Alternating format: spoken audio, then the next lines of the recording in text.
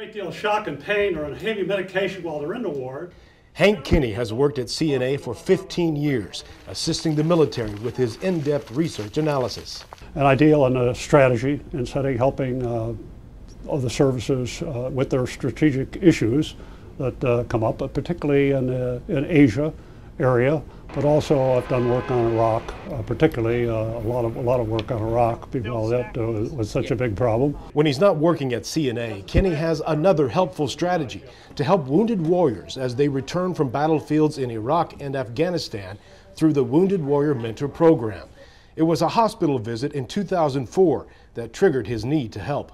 The wounded soldiers were being treated well while at the hospital, but when they left, there was not much provision being made for follow-on, taking care of them or helping them with their careers, with their development and so forth. Many times when they first get back, they are so many times fearful about what the future is going to be, what life is going to be like for them. This is a meeting to add more volunteers to the program. It's a passion for Kinney, who understands the experience of the injured soldier. He was wounded in the Vietnam War during the Tet Offensive in 1968.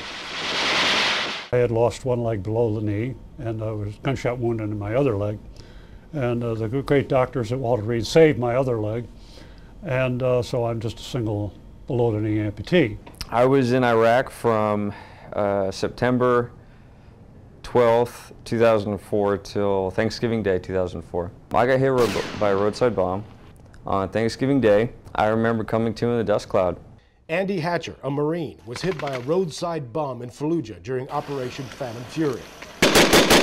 Popped both my eardrums. I got a really nice scar on my right arm, and then I got missing the foot, of course, and stone deaf in my right ear. A wounded warrior mentor was assigned to him, helped him, and pointed Hatcher in the right direction. I think we stayed in contact for about 10 months. We stayed in contact for about 10 months. I was a pretty clean transition. I found a job immediately before I left the hospital. So it was once you find the money train, that pretty much sets you up for everything else. Today, Hatcher himself is a mentor to a wounded Marine. He says he wanted to pay it forward. Dealing with something like that was catastrophic mentally, and so I think going through the mentor program it allows me to bring that whole establishing yourself and becoming an independent contributor to society again full circle. Kinney says about 550 wounded warriors are being mentored today. The organization doesn't take money. They want only volunteers.